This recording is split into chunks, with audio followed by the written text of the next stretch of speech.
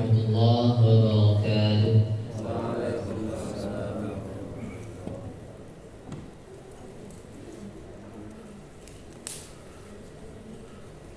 Alhamdulillahirabbil alamin. Wa bihi nasta'inu ala umuri dunya waddin.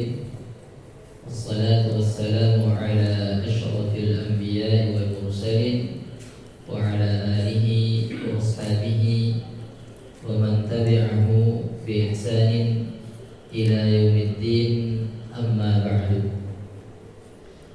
Bapak Ibu kaum muslimin dan muslimat jamaah salat subuh yang dirahmati Allah Subhanahu wa taala, kembali bersyukur kepada Allah Subhanahu wa taala atas segala limpahan rahmat dan karunia-Nya.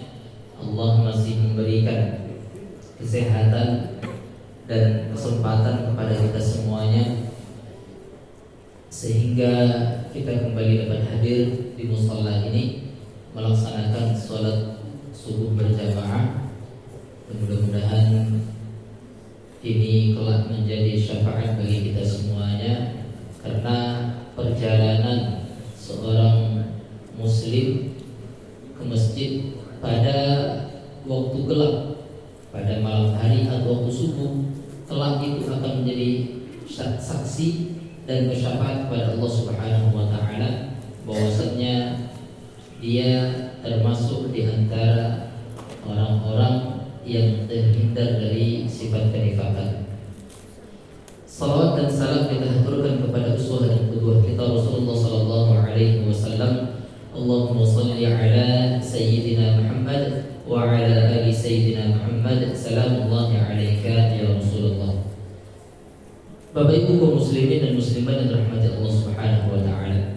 Pada pertemuan sebelumnya kita sudah sampai pada pembahasan, yaitu cara-cara membersihkan najis atau alat-alat yang bisa digunakan untuk membersihkan najis dalam mazhab Imam Abu Hanifah.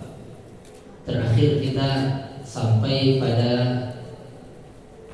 cara dengan menyingkirkan bagian yang terkena najis atau at-takwin, yaitu dengan menghilangkan kenajisan yang ada pada benda tersebut. Selama bisa disingkirkan, dihilangkan kenajisannya, maka benda itu dia menjadi suci. Dan ini lebih spesifiknya terhadap benda-benda yang padat. Benda-benda yang padat. Adapun kalau itu termasuk benda-benda yang cair, maka nanti berlaku konteksnya antara sampai goblah atau tidak. Itu nanti akan kita bahas pada pembahasan terkait dengan najis. Baik Bapak Ibu rahmati Allah Subhanahu wa taala. Berikutnya, cara hilangnya najis. Hukum kenajisan dari satu benda, yaitu ketika benda tersebut berubah dengan sendirinya menjadi suci. Kalau dalam istilah fikihnya namanya dan istihalah. Istihalah itu artinya menjadi halal. Menjadi halal, menjadi suci kembali. Di sini dicontohkan khamar menjadi cuka. Khamar itu kan sejenis minuman memabukkan yang dia terbuat dari anggur. Kenapa disebut dengan khamar? Dia dari kata khamaru yakhmuru, artinya menutup. Khamaru yakhmuru artinya adalah menutup. Dalam artian khamar ini tidak hanya terbatas pada apa yang ada di zaman Rasulullah saja. Bukan hanya terbatas pada perasan anggur yang kemudian difermentasikan sampai kemudian dia memabukkan, tetapi dia berlaku pada apapun jenis makanan atau minuman atau alat atau cara yang kalau itu dikonsumsi atau dipakai oleh seorang bisa menghilangkan akal, maka masuk kategori khamar. Jadi tidak hanya terbatas pada sesuatu yang ada di zaman Rasulullah saja. Maka ini masuk pada semuanya. Yang ada di zaman kita ini kan udah lebih canggih lagi. Ya, ada yang nggak perlu dikonsumsi, cukup dihisap saja lah. Ada yang diminum kayak pil misalnya, ada yang disuntikkan misalnya. Maka semua itu termasuk kategori hal yang diharamkan. Ya, termasuk kategori hal yang diharamkan. Nah, para ulama mengatakan bahwasanya benda-benda yang dia haram dikonsumsi atau dalam artian yang kalau dikonsumsi itu memabukkan, maka sebagian ulama menghukuminya dengan najis. Ya, sekali lagi, kenajisan benda tersebut itu menjadi perbedaan pendapat ulama. Sebagai contoh misalnya khamar, kalau kita ambil contoh misalnya khamar yang dia kan berupa cair, ya. Maka ulama berbeda pendapat apakah dia najis atau tidak. Ulama berbeda pendapat. Hukum mengkonsumsinya sepakat haram. Ya, hukum mengkonsumsinya sepakat adalah haram. Yaitu minuman yang kalau MUI mengatakan kadar alkoholnya itu 0,5% di atas. Kurang dari situ maka belum memabukkan. Ya, kurang dari itu maka belum memabukkan. Jadi intinya adalah bukan pada ada tidaknya alkohol di sana, tetapi adalah memabukkan atau tidak ketika dikonsumsinya. Karena terkadang kalau alkohol sangat sedikit sekali 0,1, 0,2 dalam keputusan MUI itu belum memabukkan. Tapi nanti disitulah kemudian orang berbeda pendapat apakah alkohol itu sendiri najis atau tidak. Ya, kembali tadi apakah khamar itu najis atau tidak. Nah, bagi yang mengatakan najis itu dalam mazhab Imam Syafi'i, mereka mengambil pendapat bahwasanya khamar itu najis berdasarkan firman Allah di surat Al-Maidah ayat 90. Ya ayyuhalladzina amanu innamal khamru wal maisiru wal ansab wal azlamu rijsun min amali syaitan. Ya, Allah mengatakan wahai orang-orang yang beriman, sesungguhnya, ini kalimatnya menggunakan kata innama. Innama itu artinya litakidi wal hasar, untuk menegaskan dan membatasi. Dalam artian penegasan ada dan pembatasan juga ada. Berarti yang tidak termasuk di dalam yang disebutkan ini tidak menjadi bagiannya. Apa itu khamar? Yaitu minuman yang memabukkan. Wal ansab itu adalah berhala. Innamal khamru wal maisiru, maisir itu adalah perjudian. Wal ansab adalah berhala. Wal azlam itu adalah sejenis kebiasaan orang Arab untuk mengundi nasib. Jadi orang Arab mereka punya tradisi dulu, kalau ingin bepergian mereka harus ngelapor dulu ke apa istilahnya tokoh agamanya. Jadi di Ka'bah itu ada tukang cabut, tukang ramalnya lah. Datang mereka ke Ka'bah kan, pergi dia, nanti bilang sama tokoh agama ini, saya mau pergi keluar kota, gimana menurut Bapak? Pas nggak kalau saya pergi hari ini? Nanti dulu cabut undian dulu. Jadi mereka buat ada 3 busur panah. Di situ ada tulisan pergi, tidak pergi sama kosong, ada zongnya juga. Jadi nanti dicabut, kalau keluar zong, cabut lagi. Kalau keluar pergi, jadi dia pergi. Kalau keluar tidak pergi, tidak jadi pergi. Ini azlam, tidak boleh. Ya, mengundi, menggantungkan sesuatu jadi atau tidak, atau kemudian menentukan mengor atau tidak dengan benda itu termasuk azlam. Itu tidak diperbolehkan. Jadi undian seperti itu tidak boleh Bapak Ibu. Tapi kalau undian untuk mengundi siapa dapat siapa yang tidak, yang konteksnya adalah hadiah itu boleh. Atau konteksnya adalah siapa yang akan diajak itu boleh. Ya, misalnya terbatas cuma 3 orang yang bisa pergi. Yang mengikut 10, apalah kita cabut undi aja lah.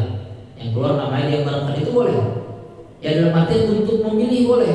Tapi kalau untuk jangan pergi lagi, ini keluarnya jangan pergi katanya. Kalau keluar juga bahaya nanti, itu tidak boleh. Ya, jadi kalau konteks undian itu untuk memilih itu boleh.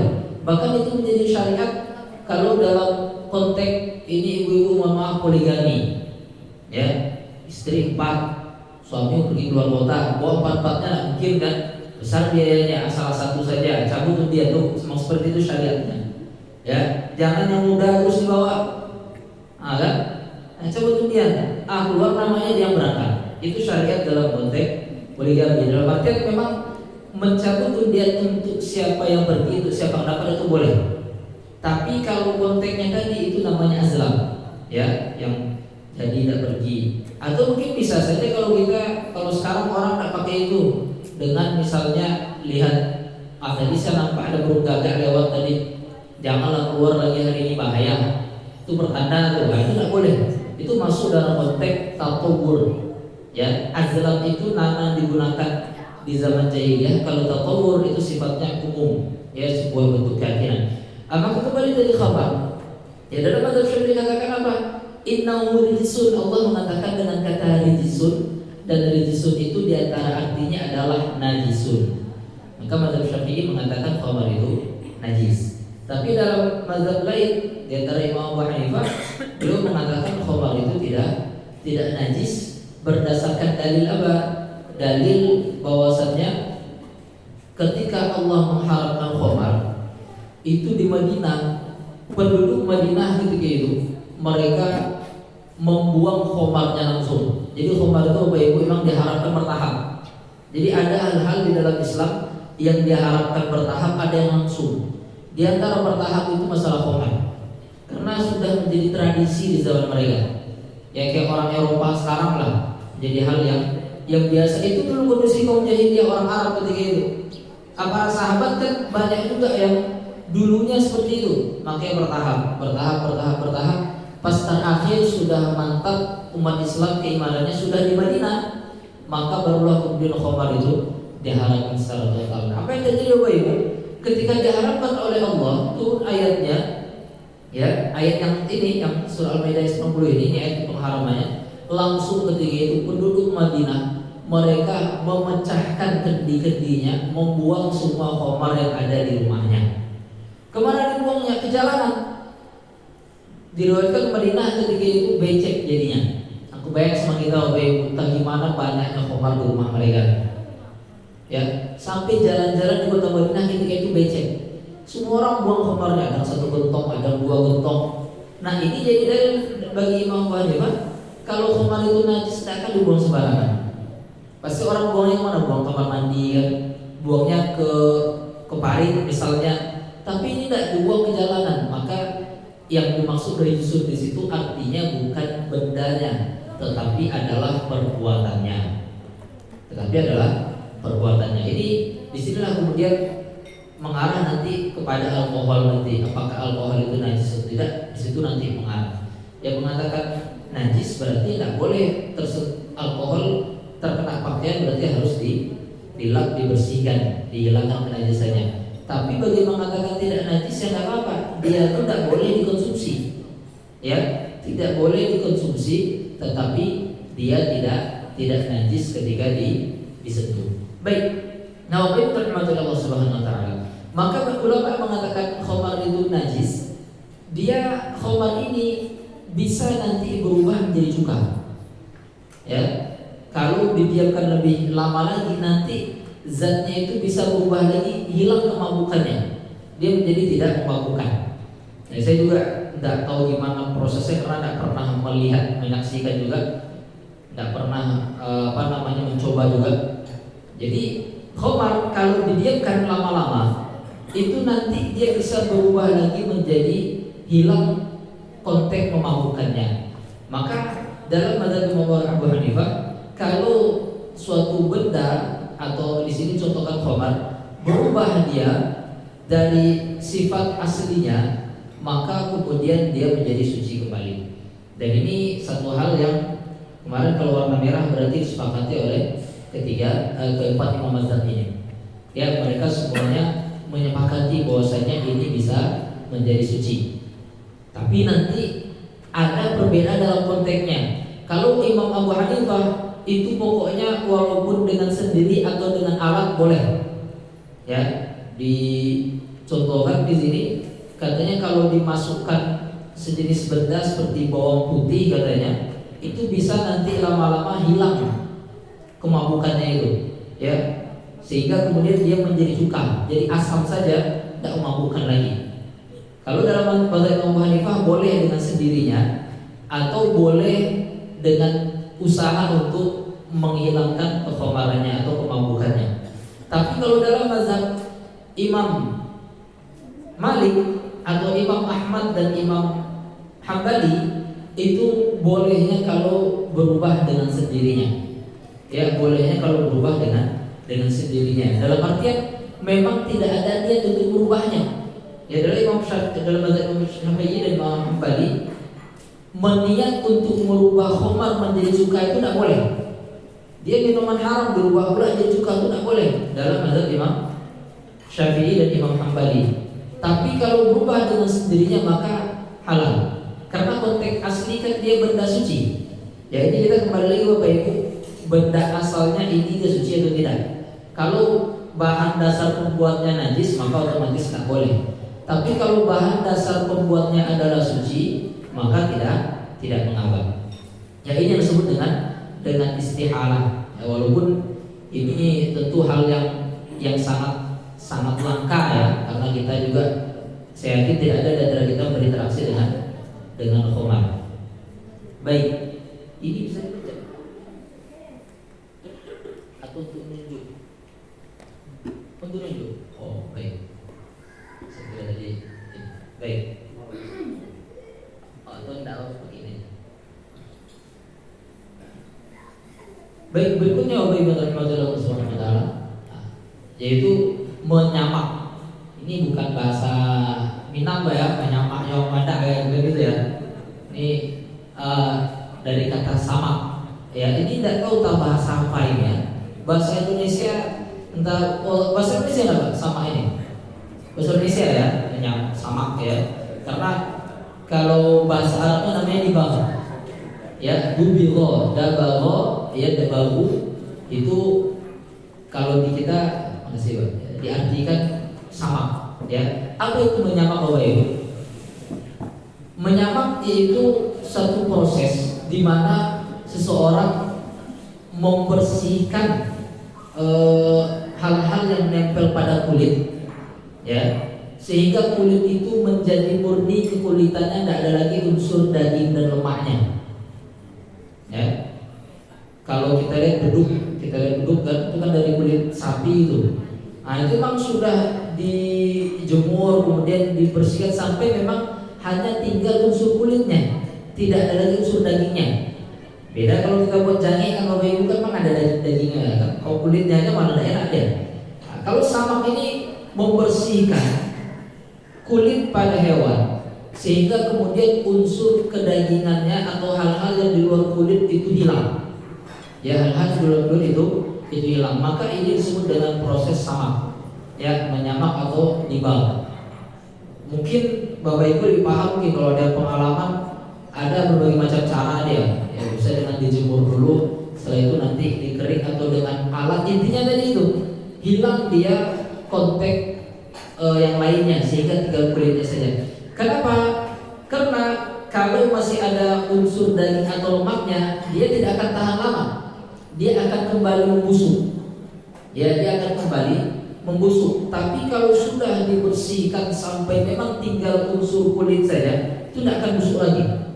Ya, dia tidak akan busuk lagi. Nah, terkait dengan samak ini, bahwasanya hewan, kalau hewan itu halal, otomatis itu tidak usah dipertanyakan lagi.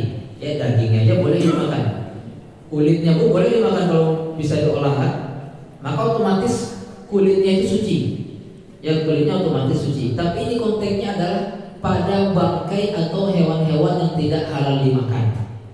Ya, kan kadang ada hewan dia halal dimakan, tetapi mati tanpa disembelih.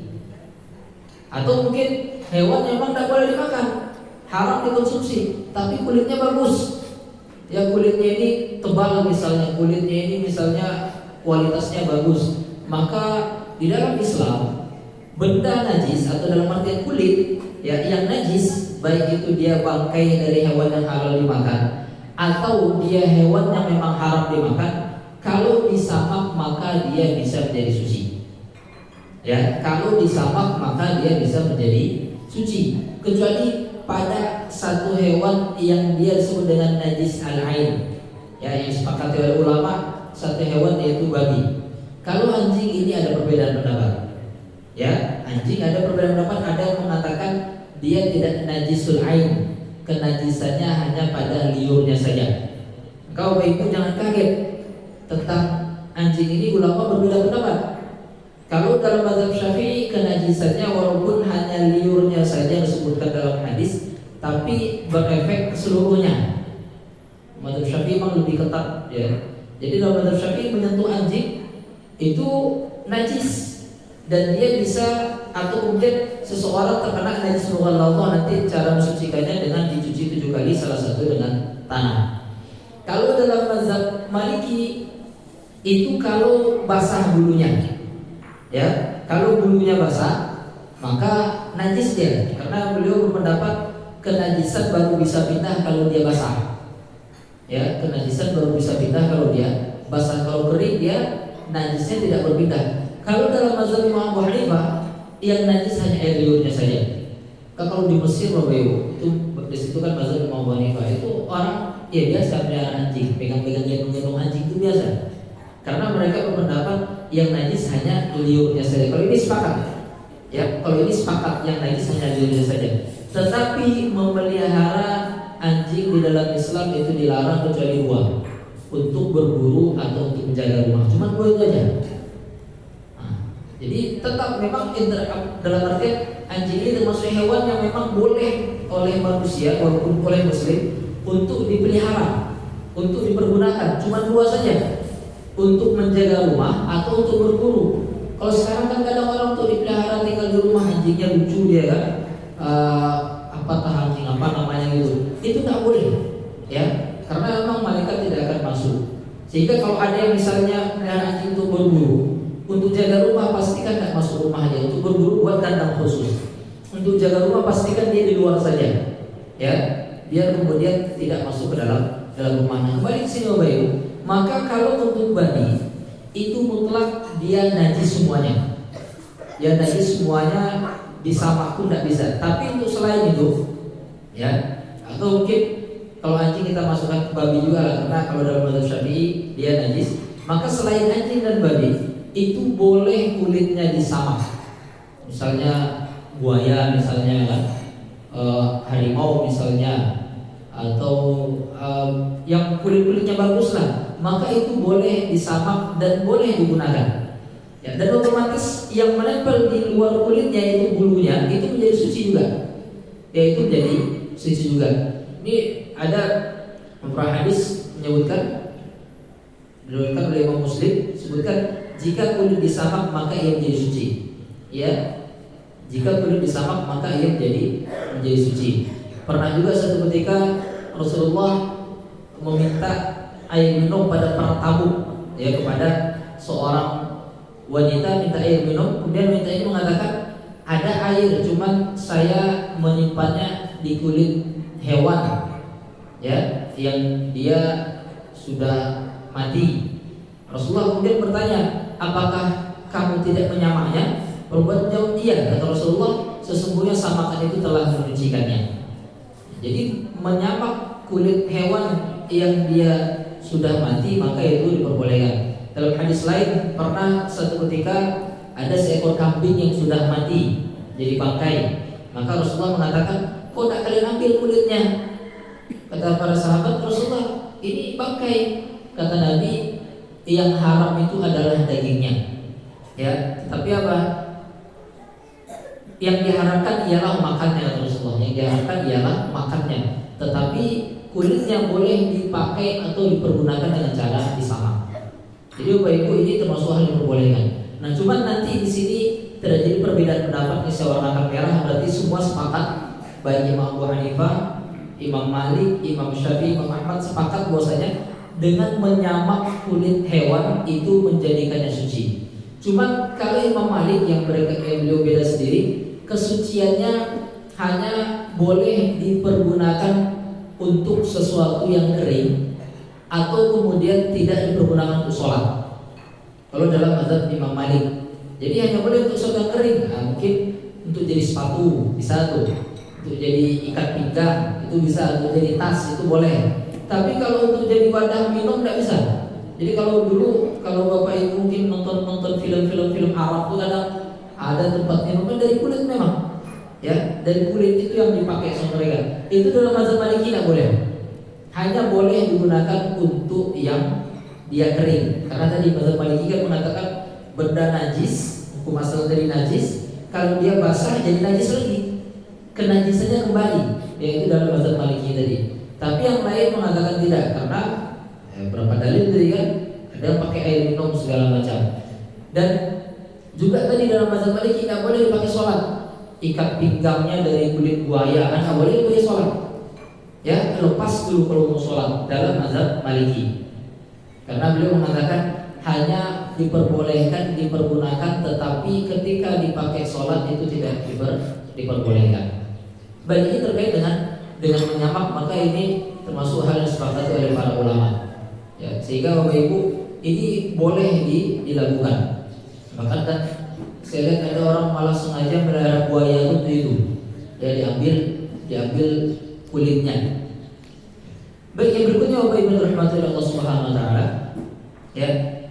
Cara mensucikan yang berikutnya adalah yaitu sembelihan sesuai dengan syariat. Ya, ini dalam mazhab Hanafi dan Maliki. Ya, warna biru berarti Hanafi dan Maliki. Maksudnya apa? Jadi hewan-hewan yang dia haram dimakan, kalau disembelih tetap tidak menyebabkannya menjadi halal dimakan, tetapi kulitnya menjadi suci. Ya, kulitnya menjadi suci. Jadi beda Bapak Ibu kalau menemukan misalnya buah bangkai buaya dengan buaya hidup disembelih, itu beda. Ya, kalau bangkai buaya otomatis itu najis, semua najis. Tapi kalau sempat disembelih dulu, maka apa? Itu dia menjadi suci kulitnya. Ya, Rasulullah mengatakan dalam hadis diriwayatkan oleh Aisyah, Rasulullah pernah ditanya tentang kulit bangkai, lalu beliau menjawab, ia dapat suci dengan cara menyembelihnya. Ya, atau dalam hadis lain beliau menyamakan itu dengan menyamaknya. Maka ini dalam mazhab Imam Abu Hanifah bisa menjadi cara untuk mensucikan. Misalnya ada orang mau ambil kulit buaya, ya, disembelihnya dulu buaya, entah gimana cara membeli buaya kan? Maka itu menjadi suci dalam mazhab Hambali dan Hanafi dan Maliki. Tetapi tetap wajib juga untuk disamak, sama aja. Karena tadi samak itu kan untuk menghilangkan tadi daging dan lemak-lemak yang menempel di kulit. Ya, bukan berarti kemudian habis itu dibuang kulitnya, boleh digunakan langsung, tidak. Ya, tetap harus dipastikan sudah hilang unsur daging atau lemak yang ada di dalamnya. Baik, berikutnya Bapak Ibu rahmatullahi Allah Subhanahu wa taala, yaitu sesuatu bisa menjadi suci dengan cara membakar. Ya, dengan cara membakarnya, menyuci dengan cara membakar. Maksudnya menyuci itu mensucikan, maksudnya dengan cara membakarnya. Dalam artian seperti ini dicontohkan, yaitu misalnya ada kotoran yang menempel pada batu bata misalnya, ya kan? Maka ketika batu bata ini sudah dibakar, dia menjadi suci. Ya, ketika kotoran itu sudah berubah menjadi abu. Ya, ini dalam mazhab Imam Abu Hanifah. Ya, beliau menyendiri sini. Misalnya tadi, atau di sini dicontohkan misalnya tempat yang berdarah pada hewan misalnya, kan darah itu najis dia. Misalnya kepala kambing, kepala kerbau biasanya dibakar sama orang tuh, ya, biar kemudian bisa dikikis. Ada darah-darah yang ada di kepalanya itu menjadi hilang otomatis dengan dibakar dan dikikis, tadi jadi abu. Nah, ini dalam mazhab Imam Hanifah boleh. Ya, itu sudah sudah suci. Ya dalam mazhab Imam Abu Hanifah, walaupun tetap otomatis akan dimasak juga, semua orang kan dicuci dulu.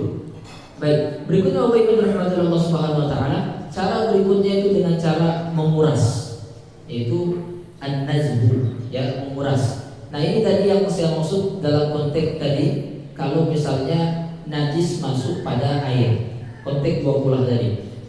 Ada yang menjadi sepakatan ulama bahwasanya kalau air kurang dari 20, ketika dia terkena najis walaupun sedikit itu langsung jadi najis. Air kurang dari 20 terkena najis walaupun sedikit langsung jadi najis. 20 itu Bapak Ibu ukurannya kurang lebih 220 liter. Ya, itu nanti ada perbedaan pendapat sedikit ulama tentang jumlahnya. Atau untuk ukuran wadah tempatnya itu 60 cm. Ya, di dalam kitab fikih disebutkan 1 ziro seperempat. Ya, 1 ziro seperempat. 1 ziro ini dia kurang lebih 48 cm. Ya, 48 cm, maka 1 ziro seperempat itu 60 cm dia. Kalau bentuknya ini apa namanya, persegi, 60 semuanya, 60 tingginya 60 juga. Kalau sudah 60 maka air yang ada di sana itu sudah lebih dari 20. Ya, sudah lebih dari 20. Maka kalau kurang dari 20 terkena najis walaupun sedikit itu langsung najis. Walaupun tidak ada berubah baunya, tidak berubah warnanya, tidak berubah rasanya, langsung kategori najis. Ini Bapak Ibu hati-hati kalau di kamar mandi. Kadang kan kayaknya tidak ada di kamar mandi kita yang besar paknya kan. Kadang pakai ember cat, kadang atau bak kecil itu kurang dari 20 itu. Maka terkena, misalnya ada yang kencing, terkena cipratan setetes saja nampak sama kita langsung najis tuh. Atau mungkin ada kotoran cicak pas mau wudu, wah ini ada kotoran cicak, walaupun hanya satu dan tidak berubah sifatnya, itu langsung dikategorikan najis. Langsung dikategorikan najis. Ya. Tapi kalau lebih dari 20, maka para ulama mengatakan kalau lebih dari 20 maka dia tidak najis kecuali kalau berubah bau, warna dan rasanya. Ada air besar, ember besar 20. Lihat situ kan ada cicak mati. Tinggal dibuang. Cuma lihat airnya warnanya masih jernih, baunya tidak ada bau bangkai, rasanya juga amat, maka dia tetap suci. Nah, sini konteks menguras ini Bapak Ibu, ketika misalnya ada kolam, ada bak besar misalnya terkena najis dan kemudian tadi sudah berubah, ya ternyata bau, ya mungkin tangki air kayak di rumah kita tuh Bapak Ibu, ya kok airnya bau nih kadang ya. Coba cek, wah bisa jadi ternyata ada bangkai yang masuk di sana. Ya, maka otomatis dia menjadi najis. Bagaimana cara mensucikannya? Dalam mazhab Imam Abu Hanifah dan Imam Malik itu dengan cara an-nazbu, yaitu dengan cara mengurasnya. Ya cukup dikuras maka dia sudah suci. Dikuras itu maksudnya apa? Dibuang air yang ada di dalamnya. Ya, dibuang air yang ada di dalamnya sampai bersih, maka otomatis dia menjadi suci. Ya, otomatis dia menjadi suci. Atau di sini dicontohkan oleh beliau kalau misalnya ini konteksnya di yang tempat yang ada mata air, ya misalnya sumur misalnya, maka kata beliau itu bisa juga dengan cara dikuras tapi ditutup dulu sumber airnya tadi. Ya, ditutup dulu sumber airnya, kemudian dikuras, dikosongkan, maka itu sudah suci. Ya, maka itu sudah suci. Atau kalau ternyata misalnya tidak bisa ditutup, maka dibuang sebanyak asalnya tadi. Misalnya kalau sumur-sumur dulu itu ada 1 cincin, 2 cincin itu kan Bapak Ibu, atau diukur lah tingginya segini, maka dibuang sebanyak itu. Ya misalnya tadi nggak bisa ditutup kan, dibuang sebanyak itu, maka dia otomatis sudah suci. Ini dalam mazhab Maliki dan Hanafi itu bisa mensucikannya. Ya, atau yang berikutnya yaitu dengan cara apa? Dengan cara memasukkan air dan mengeluarkan dari sisi berbeda. Ya, dengan 3 kali. Masukkan buka satu sisi, keluar satu sisi, isi. Jadi kosong sampai 3 kali maka dia otomatis sudah suci. Misalnya kayak tangki airnya kan, dikeluarkan, isi lagi, keluar lagi sampai 3 kali, maka itu sudah bisa mensucikannya. Atau kolam lah, kalau orang punya kolam renang misalnya kan, satu sisi dibuka dikeluarkan, satu sisi kemudian mengisi yang baru sampai 3 kali, maka itu dia sudah suci. Kemudian berikutnya dalam mazhab Imam Hanifah yaitu dengan cara membalikkan tanah. Ya, membalikkan tanah dengan memindahkan yang bawah ke atas itu dengan cara al-hafru. Misalnya ada kotoran di atas tanah, entah itu kotoran hewan misalnya atau darah segala macam, itu bisa suci dengan cara dibalik, dicangkul, ya, dibalik, dipindahkan yang atas ke bawah, yang bawah ke atas, maka dia sudah suci. Ya, maka dia sudah menjadi suci. Ya, yang penting bisa dipastikan memang sudah berpindah dari atas ke bawah. Nah, di sini juga kan nanti Bapak Ibu yang menjadi kenapa tidak bolehnya sholat di kuburan diantaranya ini, khawatir ada kenajisan. Ya, sholat di kuburan sebenarnya dalam konteks ini Bapak Ibu ya, ketika orang misalnya sholat dekat kuburan, kalau di atas kuburan tidak boleh. Ya, tapi sholat dekat kuburan tidak apa-apa. Ya, sholat dekat kuburan tidak apa-apa ketika dia bisa memastikan memang tanahnya suci. Tapi kalau khawatir nanti, apalagi tanah kuburan kan gali tutup kan sudah bercampur dia, maka dia menjadi tidak boleh. Termasuk sholat jenazah, Bapak Ibu mungkin ada yang sudah tahu, itu boleh di depan kuburan itu. Ya, sholat jenazah itu boleh di depan kuburan. Ini pernah dilakukan oleh Rasulullah ketika Rasulullah tidak tahu ada sahabat yang meninggal. Jadi Ramadan tak dikasih tahu. Jadi Bapak Ibu, Rasulullah memang akhlaknya sangat luar biasa sekali. Beliau tidak pernah memandang sebelah mata siapapun. Jadi ada satu ketika seorang wanita meninggal, dia tukang bersih-bersih masjid. Ya, orang yang bagi sebagian orang ya tidak dianggap orang penting lah. Jadi Nabi pas satu hari bertanya, mana si fulana? Kok tidak nampak lagi? Biasanya dia bersih-bersih masjid. Oh, udah meninggal Nabi. Nabi bilang, kok kalian tidak kasih tahu? Jadi para sahabat kira, tidak penting kasih tahu Nabi ini. Nabi malah menyalahkan sahabat, kok tidak kasih tahu? Akhirnya terjadi mana kuburannya? Rasulullah pergi kuburannya dan beliau langsung sholat jenazah di hadapan kuburannya itu tadi. Itu termasuk hal yang diperbolehkan. Ya, yang penting bisa dipastikan tempatnya suci. Maka ini juga Bapak Ibu dalam mazhab Imam Hanifah boleh seperti ini. Ada satu yang najis boleh dengan cara dicangkul, maka dia jadi suci. Misalnya satu tempat itu terkena najis banyak, tanahnya tak perlu dibuang, cukup diawaskan, digali, kemudian masukin ke bawah, tutup dengan yang bawah pindah ke atas, maka dia sudah menjadi suci.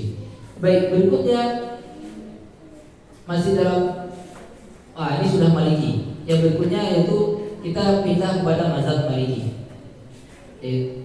Hal-hal atau cara yang digunakan untuk mensucikan benda najis. Yang pertama ini sama Bapak Ibu dengan air mutlak, ya, ini satu hal yang disepakati oleh para ulama yang masuk dengan air mutlak. Berikutnya dengan cara tayamum. Ini juga sudah kita bahas kemarin. Air mutlak berarti dia bisa dua-duanya, ya, bisa untuk mengangkat hadas, bisa untuk menghilangkan najis. Kalau tayamum dia sifatnya hanya khusus untuk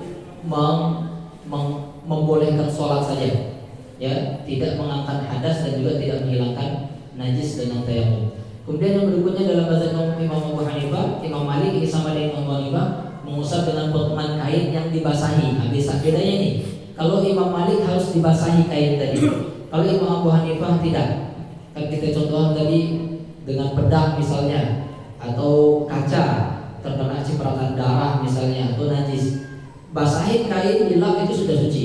Kalau dalam mazhab Imam Abu Hanifah tidak mesti basah, yang penting benda najisnya itu masih basah, tinggal pakai kain kering, maka itu sudah diperbolehkan.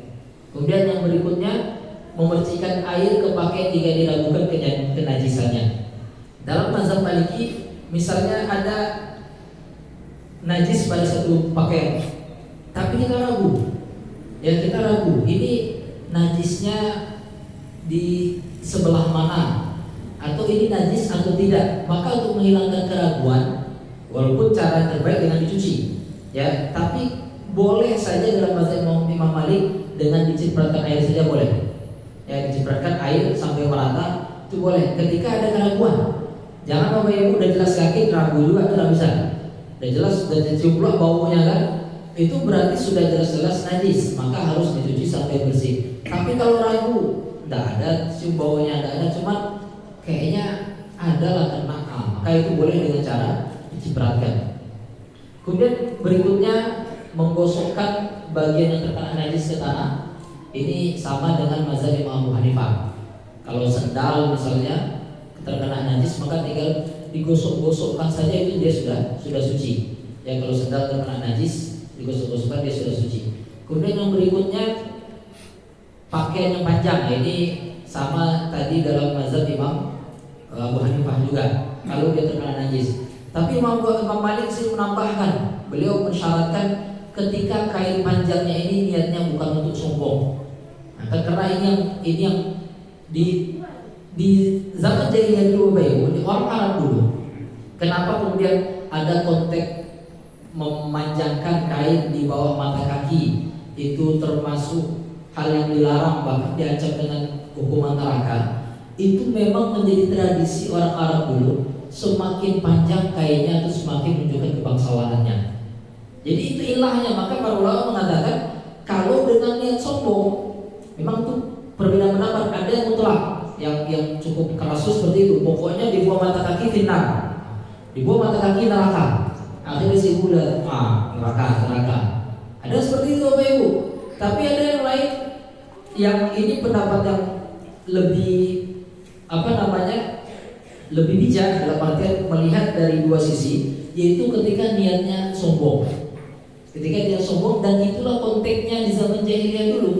Maka Abu Bakar ketika itu bilang, Rasulullah gimana dengan saya yang kadang terjulur-julur pakai di bawah mata kaki. Oh kalau kamu kan tidak sombong. Tidak sombong Nabi Anda berarti.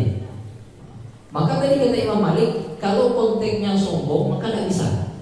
Ya, dia karena sombong kan, biar kalau sekarang kayaknya kita konteks itu tidak lagi, karena tidak menjadi budaya kita. Ya, beda dengan orang Arab jahiliyah dulu. Tapi saya di ibu-ibu lah, ya, yang memang sunnahnya untuk dipanjangkan, ya, pastikan niatnya tidak sombong. Maka kalau dia sombong dalam mazhab Maliki itu tidak diperbolehkan. Ya, harus memang niatnya tidak ada niat sombong di dalamnya. Kemudian berikutnya mazhab Maliki juga sama, yaitu at-takwir, ya, menyingkirkan bagian najisnya, sama dengan mazhab Imam Abu Hanifah. Kalau sudah hilang bagian kenajisannya, maka dia sudah suci, ya, tidak perlu kemudian dicuci lagi. Kemudian berikutnya an-nazhu, sama dengan cara menguras juga. Kemudian berikutnya membasuh tempat yang terkena najis. Ya, ini dalam artian ketika ada najis pada satu benda, maka dengan membasuhnya otomatis itu sudah mensucikannya. Ya. Kemudian yang berikutnya istihalah, ini juga sama tadi, cuma kan Maliki tadi, kalau istihalah sama semuanya. Ya. Baik, kemudian sembelihan sesuai dengan syariat. Ya, ini sama juga dengan mazhab. Berarti dalam mazhab Maliki sama Hanafi ini hampir banyak samanya. Yang beda cuma dua hal saja. Jadi kalau kita totalkan Bapak Ibu, yang paling banyak itu Imam Abu Hanifah. Memang Imam Abu Hanifah sangat terkenal dengan logika beliau. Ya, dalam artian seperti ini, selama tidak ada dalil yang mengharamkan, atau selama ada dalil yang mengatakan boleh, berarti boleh. Ya, ini mazhab Imam Abu Hanifah. Maka banyak yang lebih longgar itu dalam mazhab Imam Abu Hanifah nanti. Maka Bapak Ibu kalau masalah nikah pun boleh perempuan menikahkan diri sendiri tanpa wali kalau dalam mazhab Imam Abu Hanifah. Tapi itu panjang cerita Bapak Ibu, yang pula orang salah paham. Maka Imam Abu Hanifah mengatakan jangan, tidak boleh seorang berpendapat mengambil pendapat saya ketika dia tidak tahu dasarnya. Seperti itu Imam Abu Hanifah bilang. Ya, tidak boleh langsung diambil ketika dia tidak tahu dasarnya. Karena memang pendapat beliau itu terkesan lebih memudahkan. Ya, maka beliau mengatakan harus orang yang tahu dasarnya. Kemudian Bapak Ibu yang terakhir yaitu mazhab Imam Syafi'i dan Hambali. ini mereka sama persis. Ini guru sama murid ya. Pas lagi sama nih, kadang guru sama murid kan kadang sama kadang enggak. Yang pertama ayat mutlak. Ya, ayat mutlak. Maka ini sama tadi, dia sudah suci juga. Yang berikutnya tanah suci yang tidak digunakan untuk farduan dan tidak bercampur dengan sesuatu yang lain atau tayamum. Ya, dalam mazhab Imam Syafi'i dan Imam Ahmad, tanah itu dia sama seperti air, tidak boleh mustakmal. Ya, tidak boleh mustakmal. Mustakmal itu sudah dipakai. Kalau ini misalnya Bapak Ibu ini debu sini nih, udah ada numpuk di situ, tidak boleh orang kedua situ lagi, sebelahnya lagi.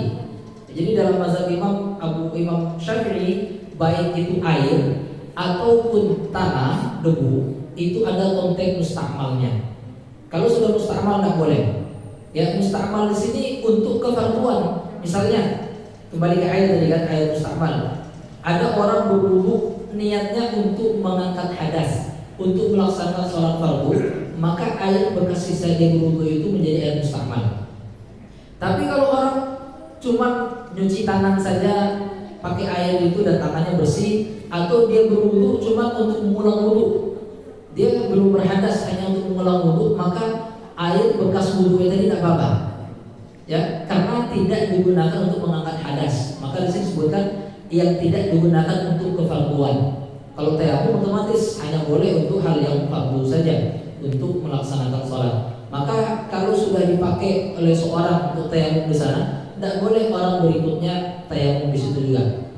Nanti kita akan bahas tentang konteks tayamum, bagaimana konteks tayamum diajarkan oleh Rasulullah SAW. Kemudian terakhir Bapak Ibu, yaitu dengan cara menyamaknya yang ketiga, sama tadi ya, dalam mazhab Imam Abu Hanifah, Imam Malik, Imam Syafi'i, Imam Hambali semua sama. Dan yang terakhir yaitu ketika khamar berubah menjadi cuka dengan sendirinya.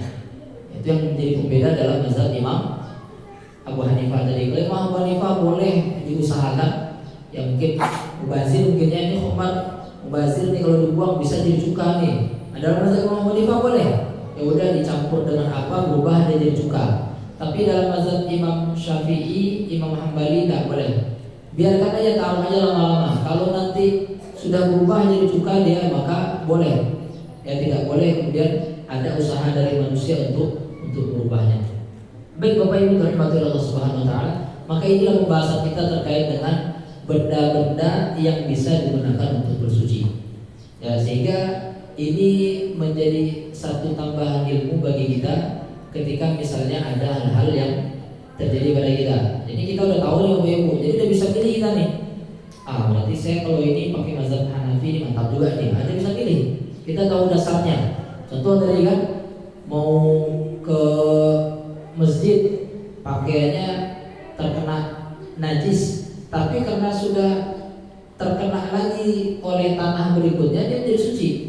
Ya, dalam mazhab Imam Abu Hanifah. Atau misalnya benda yang licin bisa disucikan dengan cara dilap saja, tidak harus dicuci.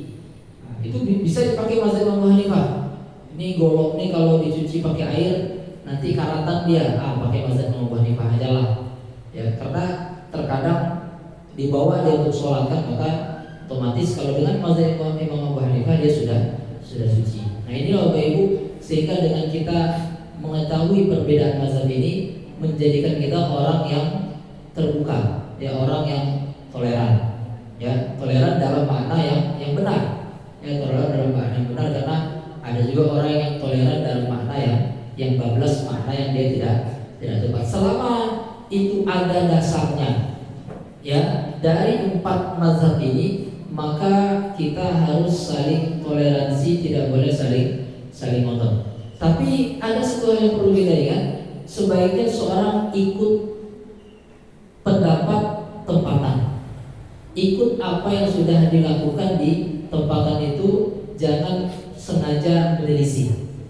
Ya, tahu Syekh beliau Imam Masjidil Haram, pernah nggak jadi imam di Istiqlal? Pernah, pas datang ke Istiqlal ke Indonesia jadi imam. Apa yang beliau baca ketika surah Al-Fatihah? Bismillahnya dijaharkan. Nah, ini yang toleran seperti ini yang benar itu. Bismillah dijalankan, padahal standar di sana kan mazhabnya Hambali. Standar imam di sana mungkin diwajibkan juga, mungkin imam di sini tidak boleh Bismillah dijalankan, harus disirkan. Tapi karena beliau ke Indonesia mirip mazhab Syafi'i, maka beliau menghormati. Akhirnya apa? Beliau ketika baca Bismillah dijalankan. Bahkan Imam Mazhab Bapak Ibu, Imam Ahmad ya ketika pergi ke tempat Imam Syafi'i, kunut beliau. Aku kunut Imam, markas Imam Syafi'i ini, tempatnya Imam Syafi'i ini, itu kita ikut juga kunut, ya. Atau bahkan ketika Imam Syafi'i sudah meninggal, ya beliau kemudian pergi ke tempat Imam Syafi'i, beliau kunut. Jadi jangan kemudian seorang kaku, apalagi sengaja menyelisih di tempat yang di situ orang sudah pakai satu pendapat. Itu tidak baik, itu tidak baik. Kenapa? Menjaga persatuan itu lebih penting ya daripada kemudian dia ngotot dengan pendapatnya, padahal itu masalah khilafiyah. Kalau dia dengan dalam kondisi sendiri tidak masalah. Tapi kalau misalnya sholat sini kan, makanya saya di awal diingatkan sama imam, Ustaz sini tidak boleh kunut Ustaz, ayalah. Jangan pula, saya bisa kunut. Kalau mau saya jadi imam, saya kunut saya. Kalau enggak yang lain aja. Ada yang lain nanti. Ya, jangan dia jadi imam nanti. Atau kalau dia jadi imam juga, tidak boleh dia kunut. Dia harus ngikut dengan pendapat yang sudah dipakai di tempat tersebut. Ya, ini bentuk toleransi yang benar. Ya, seorang tidak ngotot dengan pendapat yang dipegangnya ketika berada di tempat yang di situ orang sudah berbeda, sudah memakai satu pendapat yang sudah ditetapkan. Baik Bapak Ibu rahmatullahi subhanahu wa taala, ini yang bisa kita kaji pada kesempatan subuh berbelanja ini. Mungkin sebelum kita tutup, kalau ada yang ingin diskusikan mungkin silakan. Mau nanya tentang kenajisan darah. Ya. Darah itu kan di daging yang halal juga kan ada darah. Terus kalau memang darah itu najis, itu bagaimana kondisi darah yang di dalam daging itu ya? Yang kedua, bangkai ikan yang mati di satu, bangkai ikan pasti mati. Bangkai ikan yang terdapat di satu wadah atau kolam lah, dan menyebabkan bau kolam itu, apakah airnya juga sudah najis? Baik, yang pertama terkait dengan darah. Darah itu konteks najisnya disebutkan dalam Quran audaman masfuhan, atau darah yang mengalir dengan keras, darah yang mencerat. Ya, berarti darah seperti apa? Darah dia najis, tapi nanti ada najis pada darah yang dimaafkan. Ya, konteks asal dia najis. Darah itu konteks asal dia najis, tapi nanti ada kenajisan yang dimaafkan. Kenajisan yang dia tidak dimaafkan adalah darah yang banyak, yaitu darah yang mencerat. Darah yang keluar dari hewan ketika disembelih itu najis. Ya, itu najis karena darah yang keluar ngalir. Darah mencerat itu darah yang keluar dari nadi. Dia akan keluar dengan kerasnya, dengan kencangnya. Kan ketika disembelih itu kan ada urat sisi kiri kanannya harus dipotong. Ya, itu kemudian darah yang mencerat itu najis. Tapi kalau darah yang menempel pada daging itu najis yang dimaafkan. Itu najis yang dimaafkan. Karena kan ada orang tidak dicucinya. Ya katanya lebih mantap tak dicuci dagingnya, dia lebih enak rasanya. Jadi habis disembeli, dikuliti di daging ini, yang nempel-nempel dikit dilap-lap saja boleh. Ya, itu tidak najis. Itu termasuk najis yang dimaafkan, Pak. Atau kemudian darah yang keluar dari tubuh kita sendiri yang sedikit, itu dia termasuk darah najis dia, tapi dimaafkan. Ya, misalnya seorang luka, kena gores, luka dikit gitu kan, maka itu tidak najis. Ya, atau misalnya ada jerawat pecah, ada bisul pecah, itu tidak najis. Kalau apa? Kalau pecah dengan sendirinya, sengaja dipecahin, najis jadinya.